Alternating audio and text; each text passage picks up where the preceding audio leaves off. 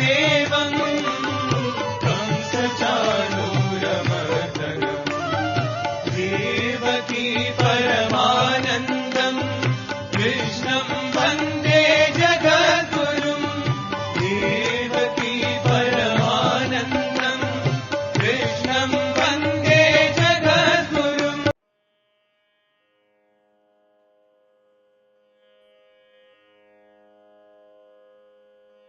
శ్రీ గురుభ్యో నమః.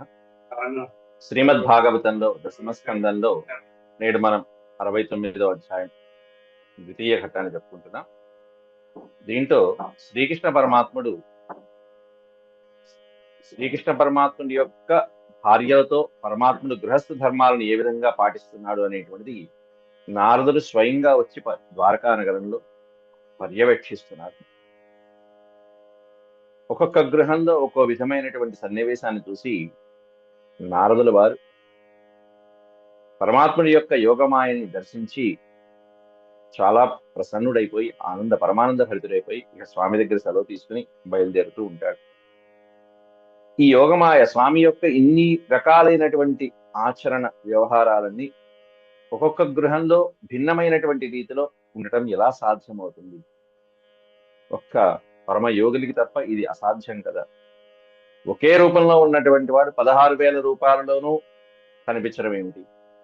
16,000 రూపాయలలో ఉన్నప్పటికీ కూడా అన్ని ఇళ్లలో కూడా ఒకే రకమైనటువంటి చేష్టలతో కనిపిస్తున్నాడు అంటే భిన్న భిన్నమైనటువంటి చేష్టలతో ఉన్నాడు. ఇది గమనించి ఇది సామాన్యులకి దుర్లభమైనటువంటిది కదా, ఒక్క శ్రీకృష్ణ పరమాత్ముడికి తప్ప అని చెప్పి. అయితే ఏ గృహంలో స్వామివారు ఎలా దర్శనమిస్తున్నారు అనేటువంటి మనకి దశావతారాలు ఎట్లాగో ఇక్కడ 16,000 అవతారాలు చూసినటువంటి నారదుడి పరిస్థితి ఇంకా ఏమిటో అర్థం చేసుకోవాలి. అవి చూసి ఆశ్చర్యపోవడం. ఇవన్నీ దేనికోసమయ్యా అంటే లోకులమైనటువంటి సామాన్యమైనటువంటి మనం గృహస్థ ధర్మాలని మనం ఎలా ఆచరించాలి, పరమాత్ముడే ఈ విధమైనటువంటి కార్యక్రమాలు ఆచరిస్తుంటే సామాన్యులమైనటువంటి మనం ఏ విధంగా ఆచరించాలి. నిన్న మనం చెప్పుకున్నాం, నారదుల వారు రాగానే ఆయన పాదాలను ప్రక్షాళన చేసుకుని ఆ పాద జలాన్ని శిరసును ధరించాడు. ఇట్లాంటివి ఏవైతే గృహస్థ ధర్మాలు ఉన్నాయో, అంతేకాదు ఈరోజు మనం చెప్పుకోబోయే పాఠంలో పిల్లలతో ఎలా ఉన్నాడు, అలాగే వివాహమైనటువంటి కొడుకు కోడళ్ళని ఆహ్వానించడము, సాగరం పవడం మొదలైనటువంటి కార్యక్రమాలు ఒక గృహస్థుడిగా ఎలా నిర్వహించాడు అనేటువంటివన్నీ మనం చెప్పుకోబోతున్నాం. ముందుగా భగవత్స్మరణ చేసుకుందాం. శుక్లాంబరధరం విష్ణుం శశివర్ణం చతుర్భుజం ప్రసన్నవదనం ధ్యాయేత్ సర్వవిఘ్నోపశాంతయే. వ్యాసం వసిష్ఠనప్తారం శక్తేః పౌత్రమకల్మషం పరాశరాత్మజం వందే సుఖతాతం తపోనిధిం. వ్యాసాయ విష్ణురూపాయ వ్యాసరూపాయ విష్ణవే నమో వై బ్రహ్మనిధయే వాసిష్ఠాయ నమో నమః. నారాయణం నమస్కృత్య నరం చైవ నరోత్తమం దేవీం సరస్వతీం వ్యాసం తతో జయముదీరయేత్.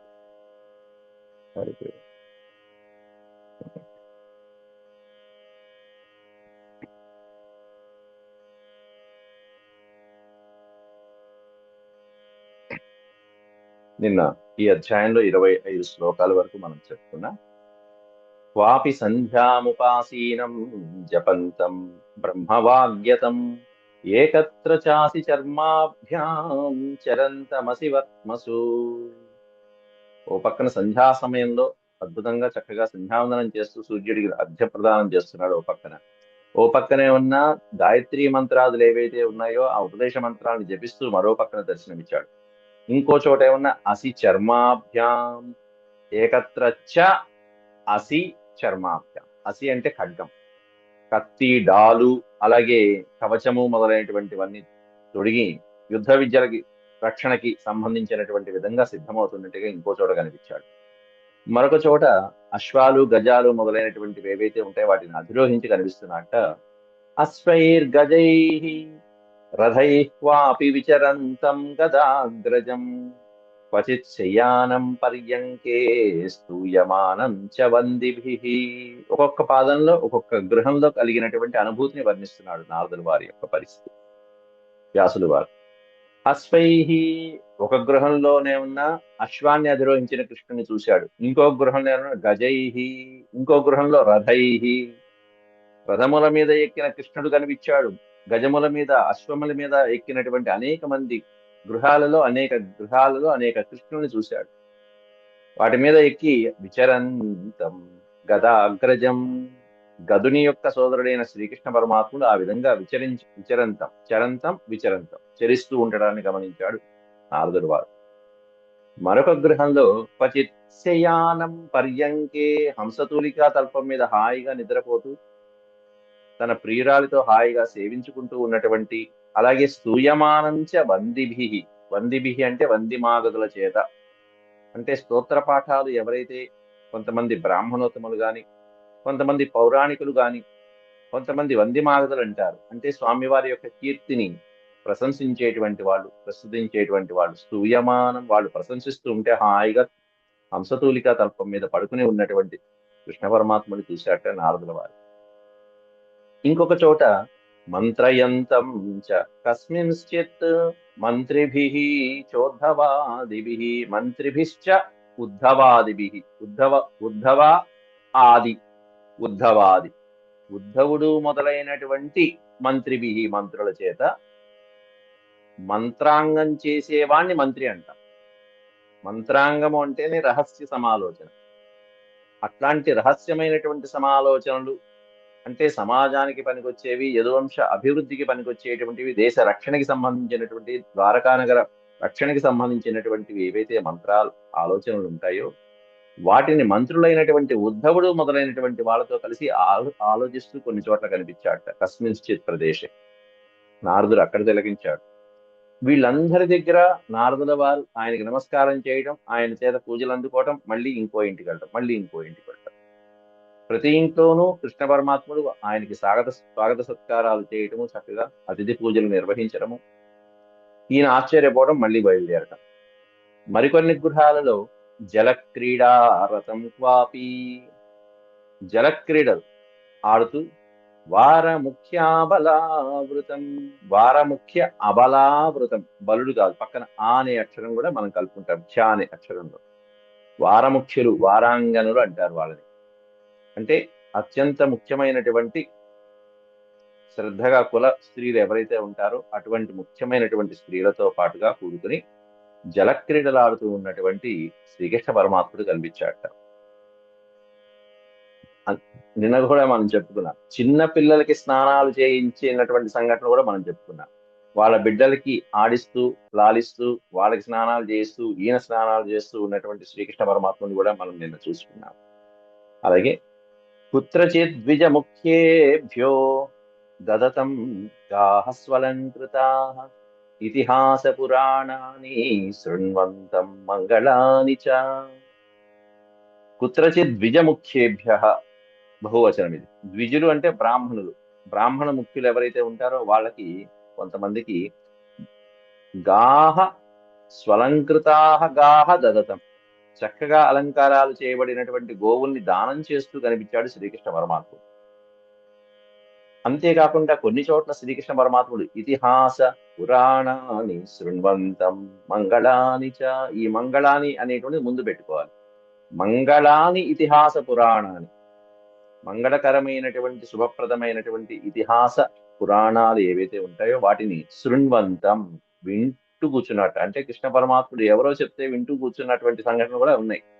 ఆ పురాణాలు అంటే ఆ యదువంశంలో పెద్దలు ఎవరైతే ఉంటారో వాళ్ళు చెప్తున్నటువంటి అద్భుతమైనటువంటి గాథలు, పురాణాలన్నీ వింటూ ఉన్నటువంటి శ్రీకృష్ణ పరమాత్ముని కూడా దర్శనం చేసుకున్నాడు నారదుడు.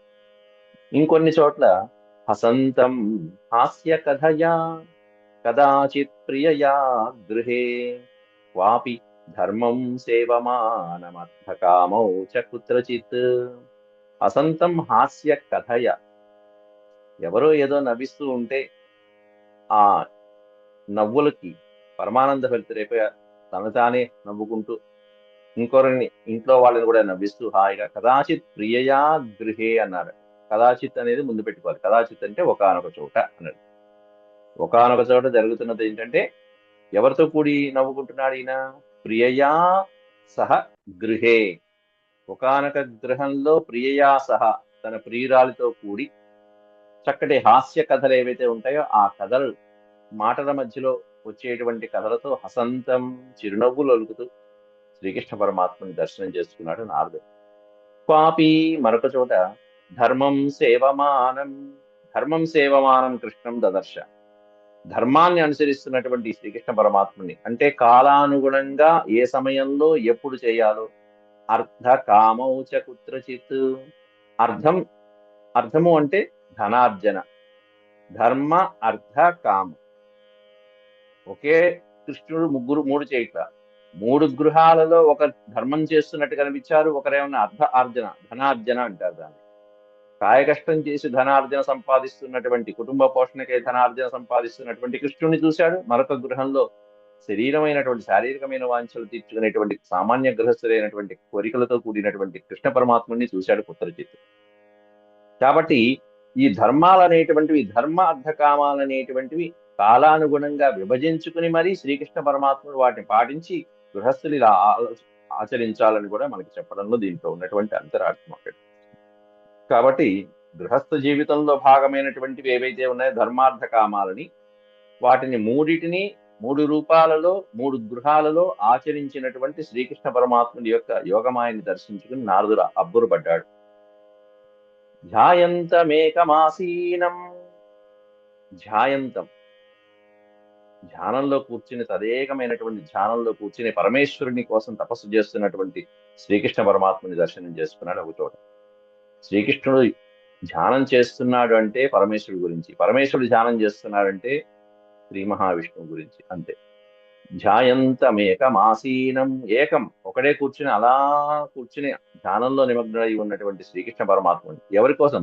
పురుషం ప్రకృతే పరం అన్నాడు అక్కడ. ప్రకృతికి పరమైనటువంటి, ప్రకృతి అంటే అంతా నశించేది అని అర్థం. దానికి భిన్నమైనటువంటి పురుషుడు అంటే పరమ పురుషుడు. ప్రకృతే పరం పురుషం ధ్యాయంతం. ఈ ప్రకృతికి భిన్నమైనటువంటి పరమ పురుషుణ్ణి ధ్యానిస్తూ కూర్చుని ఉన్నటువంటి ఎవరయ్యా అంటే శ్రీకృష్ణ పరమాత్ముడే. అంటే తన ఆత్మలో తానే రమించేటువంటి శ్రీకృష్ణ పరమాత్ముడిని దర్శనం చేసుకున్నాడు అని అర్థం. ఇక్కడ ఆత్మానంద పురుషుడు. మరొక చోట తనకంటే వయసులో పెద్దవారు ఎవరైతే ఉంటారో వారికి సేవిస్తూ ఉన్నటువంటి శ్రీకృష్ణ పరమాత్ముడిని దర్శనం చేసుకున్నాడు. శుశ్రూషంతం గురూన్ క్వాపి కామైర్భోగై సపర్యయా. శుశ్రూషంతం గురున్. ఈ గురు శబ్దానికి ఆయనకి విద్యలు నేర్పినటువంటి సాందీపని మొదలైనటువంటి మహర్షులు అని అనుకోవచ్చు. కానీ వారిప్పుడు విద్యాభ్యాసము ఆశ్రమంలో ఇక్కడ కాదు కాబట్టి, వాళ్ళు వారణాసి స్థలం కాబట్టి ఇక్కడ మనం గురువుని అనే శబ్దానికి వయసులో పెద్దవారు అని చెప్పుకోవాలి. కాబట్టి ఇక్కడ నందయశోదులు అవ్వచ్చు, లేకపోతే ఇక్కడ ద్వారకా నగరం కాబట్టి ఎవరుంటారు? దేవకీ వసుదేవులు ఉన్నారు. నందయశోదులు ఇక్కడ లేరు కాబట్టి దేవకీ వసుదేవులు. అంతేకాకుండా వయసులో పెద్దవాళ్ళైన యదువంశ శిరోమణులు, ఇంకా చెప్పాలంటే ఉగ్రసేన మహారాజు మొదలైనటువంటి వాళ్ళందరూ పెద్దవాళ్ళే. అట్లాంటి వాళ్ళందరినీ, గురుతుల్యులైనటువంటి వాళ్ళందరినీ సేవిస్తూ, శుశ్రూష అంటే సేవ. శుశ్రూషంతం గురూన్ క్వాపి. అలాగే అక్కడి నుంచి కామభోగై సపర్యయా అన్నారట. అంటే వారి కోరికలకు అనుగుణంగా, వాళ్ళ యొక్క సుఖానికి అనుగుణంగా వారికి అనేక రకాలైన సపర్యలన్నీ చేస్తున్నట్ట. అటు గురుజనులకి చేస్తున్నారు, ఇంట్లో వాళ్ళకి కూడా వాళ్ళకి తగినటువంటి భోగాలకి, ఆనందానికి తగినటువంటి విధంగా సపర్యలు చేసుకుంటూ వస్తున్నాడు గృహస్థ జీవితాన్ని. కాబట్టి గృహస్థ జీవితం అంటే ఇన్ని రకాలైనటువంటి బాధ్యతలు ఉంటాయ్యా అంటూ శ్రీకృష్ణ పరమాత్ముడు అనేక రకాలలో అనేక కార్యక్రమాలు చేసి మనకు చూపిస్తున్నాడు. వాళ్ళకంటే ఆయన అన్ని రూపాలు చేశాడు. మనం ఒక్కడమే అన్ని పనులు చేస్తున్నాం. చూడండి మనం ఎంత గొప్ప. ఆయన అన్ని రూపాల్లో కలిపి ఇన్ని పనులు చేస్తున్నాడు, మనం ఒకే రూపంలో అన్ని పనులు చేస్తున్నాం. అంతేనా? కాబట్టి ఇన్ని కష్టాలు, ఇన్ని ధర్మాలు ఉంటాయి గృహస్థ జీవితంలో. ఇవన్నీ చూసి నారదుడు ఇన్ని రూపాలలో, ఇన్ని అవతారాలలో, ఇన్ని గృహాలలో స్వామి ఈ విధమైనటువంటి గృహస్థ ధర్మాన్ని, ఆయనకి ఇంత అవసరమా అసలు? ఏ అవసరము లేకపోయినా మరి దేనికి చేస్తున్నాడంటే తర్వాత 40వ శ్లోకంలో ఆయనే సమాధానం చెప్తాడు కృష్ణ పరమాత్ముడే. ఇవన్నీ మానవులు ఆచరించడానికి కోసమే నేను చేస్తున్నాను అని చెప్పి అట్లా కుర్వంతం విగ్రహం కైశ్చిత్ సంధిం చాన్యత్ర కేశవం కుత్రాపి సహ రామేణ చింతయంతం సతాం శివం. విగ్రహము అనేటువంటిది మనకి యుద్ధాల్లో ఉండేటువంటి ఒక అద్భుతమైనటువంటి ఆ, మిత్రలాభము, మిత్రభేదము, సంధి, విగ్రహం అంటారు. ఈ 4 రకాలైనటువంటివి ఈ మహారాజులు గాని, రాజ్య పరిపాలన లేకపోతే అడ్మినిస్ట్రేషన్ లో ఉండేటువంటి వాళ్ళు మొదలైనటువంటి ఆచరించేది విగ్రహం అంటే. దాన్ని ఇంగ్లీష్ లో చెప్పాలంటే సపరేషన్ అంటాం. అంటే మనకి శత్రువైనటువంటి వాడు బలపడుతూ ఉంటే, ప్రబలపడుతూ ఉంటే, మరొక శత్రువుని చూసుకుని ప్రబలపడుతూ ఉంటే, ఆ ఇద్దరు శత్రువుల మధ్యలో వైరం సృష్టించి వాళ్ళని కాస్త ఒంటరి వాడిని చేయటం ఏదైతే ఉంటుందో దాన్ని విగ్రహం అంటాం. శత్రువులు ఆ శత్రువు యొక్క మిత్రుడితో మనం వాళ్ళ మధ్యలో విగ్రహం, మిత్ర విగ్రహం కలిగించడం, సుహృద్ భేదం కలిగించడం. ఇంకా చెప్పాలంటే సులభంగా యుద్ధం అంతే. అంటే యుద్ధానికి సిద్ధమవుతున్నటువంటి శ్రీకృష్ణుని ఇంకో చోట చేసి చూశాడు విగ్రహం అంటే వైరం. ఇంకో చోట ఏమన్నా సంధించ అన్యత్ర కేశవం, మరొక చోట సామదానోపాయాలతో అంటే మంచి మాటలు గాని దానోపాయంతో గాని శత్రువుని తన వైపు వశం చేసుకుంటూ ఉన్నటువంటి సంధి ప్రయత్నాలు చేస్తున్నటువంటి శ్రీకృష్ణుని మరోవైపు చూశాడు. ఇన్ని రకాలు చూస్తున్నాడు. కాబట్టి కుత్రాపి సహ రామేణ చింతయంతం సతాం శివం. కుత్రాపి మరొక చోటైతే రామేణ సహ చింతయంతం, రాముడితో పాటుగా లోక కళ్యాణం గురించి, శివం అంటే మంగళప్రదము, సతాం శివం అంటే సత్పురుషులకి అలాగే లోకులకి ప్రపంచానికి హాని కలగకుండా ఏదైతే మంగళప్రదం అవుతూ ఉంటుందో ఆ మంగళప్రదం అయ్యేటువంటి దాని గురించి ఆలోచిస్తూ ఉన్నట్ట, సజ్జనులకి మేలు కూర్చేటువంటి విషయాల గురించి. ఈ శ్లోకం చూడండి. పుత్రులు పోతుల దగ్గర వచ్చేసాడు అప్పుడే. మనం చెప్పుకున్నాం 16,000 మంది భార్యలకి కూడా ఒక్కరికి 10 మంది సంతానం ఉన్నారు. పుత్రాణం దుహితॄణాం చ కాలే విద్యుపయాపనం దారైర్వరైస్తత్ సదృశై కల్పయంతం విభూతిభిః అన్నారు. పుత్రాణం దుహితॄణాం అంటే పుత్రులకి, దుహిత అంటే కుమార్తె.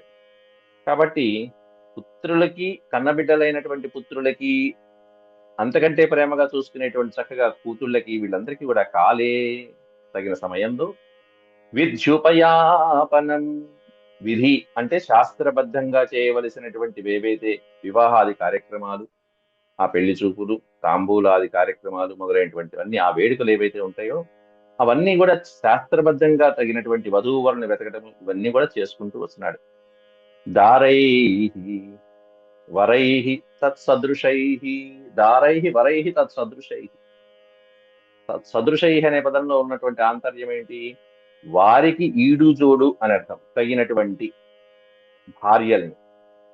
అలాగే కూతుళ్ళకైతే భర్తలని, వరహ అంటే పెళ్లి భార్యలని, కొడుకులకేమన్నా భార్యల్ని వెతుకు, కూతుళ్ళకేమన్నా పెళ్లి కొడుకులను వెతుకుతారు.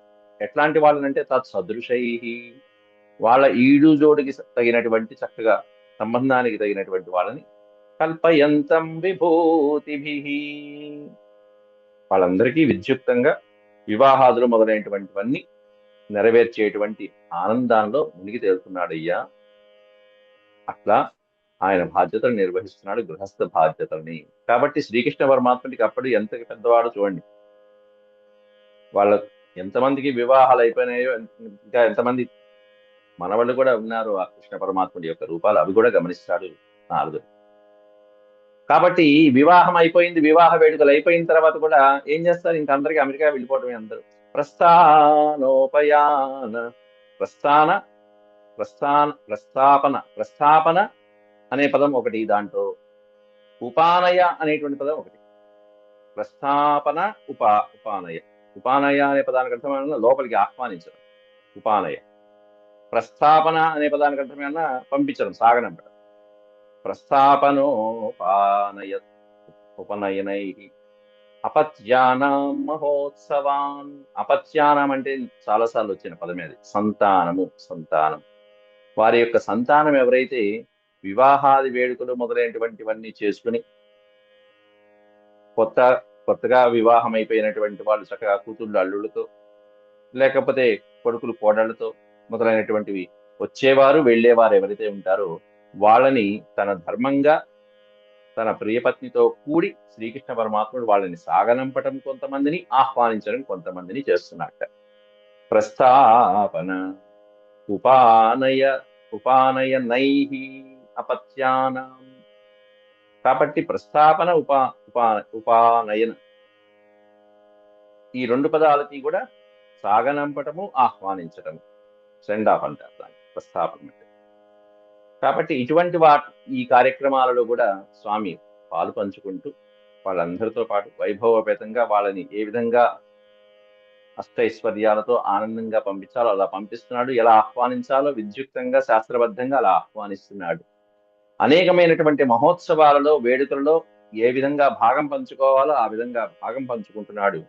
అట్లా వీక్ష్య యోగేశ్వరస్య ఏషాం లోకా విసిస్మిరే. ఈ మానవ లోకంలో యోగేశ్వరుడైనటువంటి ఆ శ్రీకృష్ణ పరమాత్ముడి యొక్క లీలలు చూసి నారదుడు, లోకులు, లోకాహ విసిస్మిరే, సమస్తమైనటువంటి యాదవ వంశం ద్వారకా నగరంలో ఉన్నటువంటి ప్రతి వాళ్ళు కూడా ఆశ్చర్యపడుతున్నారు, ఆనందిస్తున్నారు. విసిస్మిరే అంటే ఆశ్చర్యపడుట. అట్లాంటి లీలలు నారదుడికి చూసి ఆశ్చర్యపోతున్నారు.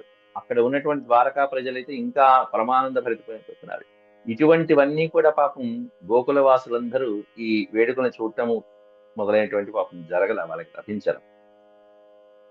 ఆ నందవ్రజంలో, ఆ రేపల్లెలో, ఆ బృందావనంలో వాళ్ళకి ఈ దర్శన భాగ్యం కలగల, ఈ విధమైనటువంటి వేడుకలు చూసి ధరించేటువంటి భాగ్యం కలగల. ఇక్కడ ద్వారకా నగరంలోనే మాత్రమే ఈ 16,000 మంది రాజకన్యకల్ని వివాహం చేసుకోవటం, స్వామివారు ఈ విధంగా గడపడం అనేటువంటిది అద్భుతమైనటువంటి లీల. మరికొంత ముందుకు వెళ్ళాడు నారదుడు. అక్కడ యజంతం సకలాన్ దేవాన్ వాపి క్రతుభిరూర్జితైః పూర్తయంతం క్వచిత్ ధర్మం పూర్పారామ మఠాధిభిః. కొన్ని చోట్ల ఏమన్నా సమస్తమైనటువంటి దేవతల్ని కూడా ఏ విధంగా ఆరాధించాలో అటువంటి యజ్ఞయాగాదులతో యజంతం అంటే యజ్ఞయాగాదుల ద్వారా దేవరుణాన్ని తీర్చుకుంటున్నాడు శ్రీకృష్ణ పరమాత్మ. సకలాన్ దేవాన్ పాపి క్రతుభిః క్రతుభిరూర్జితైః, చేయవలసినటువంటి క్రతువులు ఏవైతే ఉంటాయో వాటిని చక్కగా సదాచారంగా చేసుకుంటూ శ్రీకృష్ణ ప్రభు సకల దేవతల్ని దక్షిణతో కూడి ఏ విధమైనటువంటి దక్షిణలు ఇవ్వాలో తమ ప్రియ భార్యలను కూర్చోబెట్టుకుని మరి ఆ యజ్ఞాన్ని పూజిస్తూ సమస్త దేవతల్ని పూజిస్తున్నాడు. ఇంకొన్ని చోట్ల ఏం చేస్తున్నాడు? పూర్తయంతం అంటే పూర్తి అంటే బావులు తవ్వించడం మొదలైనటువంటి కార్యక్రమాన్ని పూర్తయంతం అంటారు. పూర్తయంతం అంటే పూడ్చిపెట్టడం కాదు, అక్కడ పూర్తయంతం అంటే తవ్వించుట అనర్థం. అక్కడ ఏమిటంటే పూర్తయంతం క్వచిత్ ధర్మం, అనేకమైనటువంటి ధర్మాల్ని పూరిస్తున్నాడు. ఏం పూరిస్తున్నాడయ్యా అంటే పూర్ప రామ మఠాదిభిః అంటున్నాడు. అక్కడ అనేకమైనటువంటి బావులు తవ్వించడం, అలాగే రహదారుల పక్కన చక్కగా ఈ పెద్దవాళ్ళు అరుగులు కట్టించడం, మహామహా వృక్షాల దగ్గర సేద తీరటానికి అలసటగా బాటసారులు మొదలైనటువంటి వాళ్ళు సేద తీరటానికి అక్కడ అనేకమైనటువంటి బావులు, నీటి వసతులు, అలాగే వసతి గృహాలు బాటసారులకి మొదలైనటువంటి వాళ్ళకి కట్టిస్తే ఎంత పుణ్యమో అట్లాంటివన్నీ అవన్నీ చేస్తున్నాడు. అక్కడ ధర్మశాలలు కట్టిస్తున్నాడు, బావులు కట్టిస్తున్నాడు. అందుకే ఇక్కడ కూర్ప అన్న పదం తర్వాత ఆరామ మఠాదివి అనేది పదం తీసుకోవాలి. ఆరామము అంటే విశ్రాంతి తీసుకునేవి అని అర్థం. అనేకమైనటువంటి బాటసార్లు ఒక ప్రాంతం నుంచి మరొక ప్రాంతానికి వెళ్ళేటప్పుడు కూర్ప ఆరామ మఠాదివి వాపీ కూప తటాకాదులు అంటారు. బావులు తవ్వించడం మొదలైనటువంటి పని. నీటి వసతులు సరే, వృక్షాలు నాటడం సరే, ఆ వృక్షాల కింద అరుగులు కట్టించడం సరే, అలాగే విశ్రాంతి గృహాలు మొదలైనటువంటివి, ధర్మశాలలు మొదలైనటువంటివి కట్టించడం అవొక ఎత్తు అయితే, మఠములు మొదలైనటువంటివన్నీ కూడా నిర్మించి చక్కగా దేవాలయాలు కట్టించడం, మఠములు నిర్మించడం మొదలైనటువంటివన్నీ ఇవన్నీ కూడా చాలా గొప్ప గొప్ప కార్యక్రమాలు చేస్తూ అనేకమైనటువంటి కార్యక్రమాల్లో ఎక్కడ చూసినా అయ్యవారు ఎక్కడ ఒక నిమిషం ఖాళీ లేకుండా ఏదో ఒక పనిలో నిమగ్నమవుతూ కనిపించారు నారద మహర్షికి. ఇన్ని రకాలైనటువంటి చేష్టలు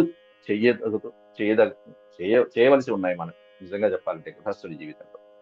అంటే ఒక నిమిషం వృధా కాకుండా ఎప్పుడెప్పుడు ఏ ఏ రకాలైనటువంటి పనులు ఏ సమయాల్లో సందర్భానికి తగ్గట్టుగా చేయవచ్చో అవన్నీ మనం చేసుకుంటూ వెళ్ళాలని చెప్పడం ఇందులో ఉన్న సారాంశం.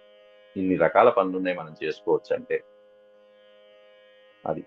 చరంతం మృగయాం క్వాపి. క్వాపి మృగయాం చరంతం. మృగయాం అనే పదానికి అర్థం వేటాడు, మృగయాన్వేషణ అంటారు దాన్ని. మృగయాం క్వాపి చరంతం. ఒకానొక చోట వేటాడుతూ ఉన్నటువంటి కృష్ణుని కూడా చూశాట. హయమారుహ్య సైంధవం. సైంధవము అనే పదానికి అర్థం మనకి మహాభారతంలో కూడా ఉన్నాడు సైంధవుడు, దుర్యోధనుడి బావ. 100 మంది దుర్మార్గులైనటువంటి కౌరవులకి లేక లేక ఒక ధర్మాత్మురాలైనటువంటి చెల్లెలుంది ఉత్తర. ఉత్తరేనా సైంధవుడికి? దుస్సల.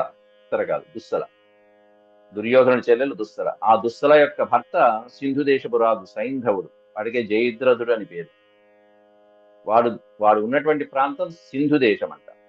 అలాగే ఇక్కడ కూడా సైంధవం అనే పదానికి అక్కడ వాడిని సైంధవుడు అంటాం, కానీ ఇక్కడ సైంధవం హయం అన్నాడు. ఈ హయం అనేది తీసుకొచ్చి దాని పక్కన పెట్టుకుంటే సైంధవం హయం ఆరుహ్య.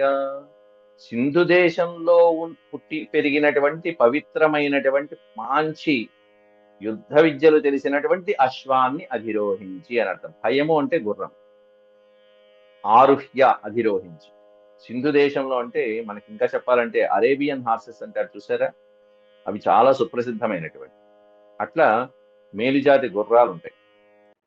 హరే కృష్ణ హరే.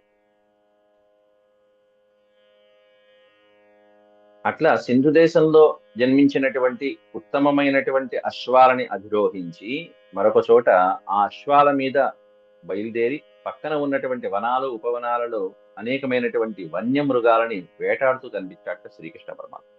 వేటాడటం అనేది మనం చెప్పుకున్నాం అంతకుముందు కూడా. వేటాడటం అనేటువంటి బాధ్యత ఆనాటి కాలంలో ప్రభువుల యొక్క బాధ్యత. అంటే మృగాల యొక్క జనాభా పెరిగిపోతూ ఉన్నప్పుడు అవి గ్రామంలో ఆ అడవి చుట్టూతా పరిసర ప్రాంతాలలో ఉన్నటువంటి ప్రజల్ని సంహరించకుండా, ఇబ్బంది కలిగించకుండా కొన్నిటిని సంహరించాలి, కొన్నిటిని పూర్తిగా లోపల అడవిలో తరిమేయాలి. ఆ తరిమేయటమే వేటలో ఉన్నటువంటి ప్రధాన ఉద్దేశం. కొన్ని ఏమన్నా సంహరించి కొంతమంది సైనికులకి వాళ్ళకి ఆహారంగా పెట్టడం కూడా ఆనవాయితీ ఉంది, వాళ్ళు బలంగా ఉండాలి కాబట్టి. అట్లా చరంతం మృగయాం క్వాపి హయమారుహ్య సైంధవం ఘనంతం తతః పశూన్ మేధ్యాన్ అన్నాడు ఇక్కడ. కొన్ని చోట్ల శ్రీకృష్ణుడు కొన్ని పశువుల్ని సంహరిస్తూ, ఘనంతం అంటే సంహరించినటువంటి ఘట్టం కూడా చెప్తున్నాడు. కొన్ని పశువుల్ని సంహరిస్తూ ఉన్నటువంటి ఎదుగం కూడా కనిపించాడట. అయితే ఏమిటయా కృష్ణ పరమాత్ముడు సంహరించడం ఏమిటి అంటే పక్కన పదం పెట్టాడు, మేధ్యాన్ అంటే సంహరించదగిన పవిత్రమైనటువంటి పశువులు ఏవైతే ఉంటాయో వాటిని సంహరిస్తూ కనిపించాడు. అంటే ఎప్పుడు అంటే యజ్ఞయాగాదులు మొదలైనటువంటివి చేస్తున్నప్పుడు ఆ యజ్ఞానికి కట్టబడినటువంటి పశువులు ఏవైతే ఉంటాయో ఆ యజ్ఞ పశువులని సంహరించవలసిన బాధ్యత యజమానికి ఉంటుంది అక్కడ. కాబట్టి పైన చెప్పాడు యజ్ఞాలు చేస్తున్నాడు సమస్తమైనటువంటి దేవతల్ని సంతృప్తిపరచడానికి. ఆ యజ్ఞాలు చేస్తున్నప్పుడు అది అశ్వమేధం అవ్వచ్చు, ఇంకోటి అవ్వచ్చు, రకరకాలైనటువంటి ఉత్తమమైనటువంటి ఆ పశువులని విధిగా అక్కడ బలి ఇవ్వాలి. కాబట్టి అట్లా ఇస్తున్నటువంటి సందర్భంలో ఉన్న కృష్ణుడిని కూడా చూశాడయ్యా నారద మహర్షి. గ్రంథం తత పశూన్ మేధ్యాన్ పరీతం యదుపుంగవై అన్నాడు. అంటే పవిత్రమైనటువంటివి ఏవైతే ఉంటాయో వాటిని సంహరిస్తూ ఉన్నటువంటి వాడు అన్నాడు. యజ్ఞాలకు ఉపయోగపడేటువంటి యజ్ఞ పశువు అంటారు. ఆ యజ్ఞ పశువును కూడా కట్టేటువంటి ఒక స్తంభం ఉంటుంది, దాన్నే యూపస్తంభం అంటారు. ఆ యూపస్తంభానికి ఆ పశువుని కట్టేస్తారు. యజ్ఞం చేసినన్ని రోజులు ఆ పశువుని కట్టేస్తారు. కట్టేసిన తర్వాత యజ్ఞం చివరలో దాన్ని ఆ పశువు యొక్క మరణం కూడా అతి సునాయాసంగా సంహరించేట్టు చేసి దాని యొక్క వపని తీసి ఆ వపా హోమం అని చేస్తారు యజ్ఞంలో. అది సుప్రసిద్ధమైనటువంటిది. అప్పుడు యజ్ఞం పూర్తి అయినట్టు లెక్క. ఆ విధమైనటువంటి కార్యక్రమాలన్నీ ఆనాటి కాలంలో జరిగాయి. అవ్యక్తలింగం ప్రకృతిష్వంత పురగృహాదిషు క్వచిచ్చరంతం యోగేశం తత్తద్భావ బుభుత్సయ అంటున్నాడు అక్కడ. ఇక ఒక మారువేషంలో చేయవలసిన కార్యక్రమాలు కూడా ఏవైతే ఉంటాయో అవి కూడా చేశాట శ్రీకృష్ణ పరమాత్మ. అసలే ఆయన కన్నయ్య, ఆయన చిన్నప్పటి నుంచి చేసిన పని ఇదే సులభంగా. బుభుత్సయ అనే పదానికి అర్థం తెలుసుకోవటం.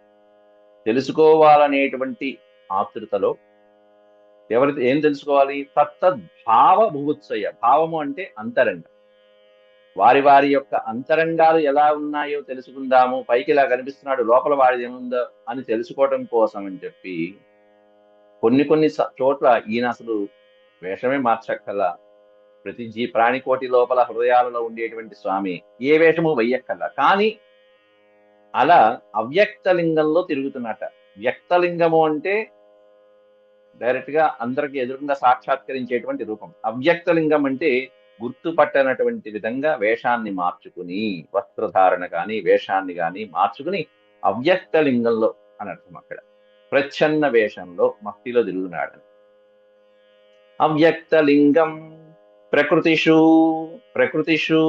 అంటే ఆ సమాజంలో ఆయన సంచరిస్తున్నటువంటి ఆ ద్వారకా నగరంలో వేగులులాగా, రహస్యమైన గూఢాచారి లాగా. ప్రకృతి అంటే ప్రజల మధ్యలో, ప్రాణికోటి మధ్యలో, అంతఃపురగృహాదిషు, అంతఃపురంలో గాని వారి యొక్క గృహాలలో గాని ఏ విధమైనటువంటి నిఘా పెట్టాలో ఆ విధమైనటువంటి వ్యవస్థని పెట్టినప్పటికీ కూడా తనకి తానుగా ఒక్కసారిగా పరిశీలించుకునేటం దీంట్లో అంతరంగం. అనేక మంది రాజులు పూర్వకాలంలో అనేక రూపాలలో ప్రచ్ఛన్నంగా తిరిగినటువంటి మనం చూసాము, విన్నాం కూడా. క్వచిత్ చరంతం యోగేశం తత్తద్భావ బుభుత్సయ అన్నారు అక్కడ. కాబట్టి అట్లా మారువేషాల్లో తిరుగుతూ ఆ యోగేశ్వరుడు ప్రజల యొక్క అభిప్రాయాన్ని, వారి యొక్క భావ సారాంశాన్ని, అంతరంగాన్ని కూడా బుభుత్సయ తెలుసుకునేటానికి కృష్ణ పరమాత్ముడు అట్లా తిరగటం కూడా గమనించాడు నారదుడు. అథోవాచ హృషీకేశం నారద ప్రహసన్నివ యోగమాయోదయం వీక్ష్య మానుషీమీయశో గతిం. అథ ఉవాచ, ఆ తర్వాత హృషీకేశం నారద ఉవాచ. ఇన్ని రకాలైన స్వామి యొక్క లీలలు చూసి చూసి బుర్ర గిర గిర గిర గిర తిరిగిపోయిన నారదుడికి చూసి నారద హృషీకేశం ఉవాచ. నారదుడు కృష్ణ పరమాత్మతో అంటున్నట్ట. ఎలా? ప్రహసన్ ఇవ, చిరునవ్వు నవ్వుతూ, స్వామి ఏమిటి ఇదేలా? యోగమాయోదయం వీక్ష్య, యోగమాయ ఉదయం వీక్ష్య, ఉదయం అనే పదం పెట్టాడు ఇక్కడ. యోగమాయ వీక్ష అనొచ్చు, యోగమాయోదయం వీక్ష అంటే మామూలు సామాన్యమైనటువంటి యోగమాయ కాదు, ఏదో సామాన్యమైనటువంటి సిద్ధులు యోగులు చేసేటువంటి యోగమాయ కూడా కాదు. ఈ ఎవరికి అందనటువంటి యోగమాయలో ఉన్నటువంటి వృద్ధి, ఉదయం అనే పదాన్ని వృద్ధిని సూచిస్తూ ఉంటుంది, అంటే హై లెవెల్. అట్లాంటి యోగమాయలో ఉన్న విశేషమైనటువంటి స్థాయిని వీక్ష్య చూసి మానుషీ ఈయుషో గతిం అన్నాడు అక్కడ.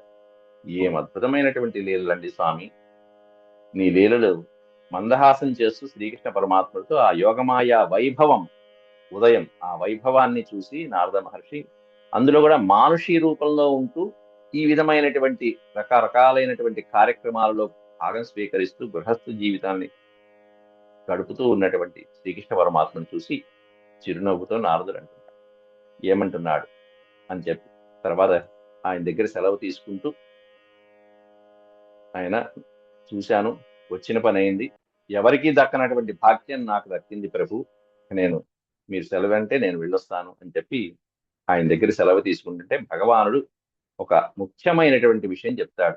ఇన్ని రూపాలలో తాను ఇన్ని కార్యక్రమాలు ఎందుకు చేయవలసి వస్తున్నది అనేటువంటి ఒక రహస్యాన్ని మనకు చెప్తాడు. అది రేపటి పాఠంలో మనం చెప్తున్నాం. ఇంతవరకు సార్. ఓం శాంతి శాంతి శాంతి. యదక్షరపద భ్రష్టం మాత్రాహీనం చ యద్భవేత్ తత్సర్వం క్షమ్యతాం దేవ. నారాయణ నమోస్తుతే. సర్వం శ్రీకృష్ణార్పణమస్తు. హరి ఓం. సార్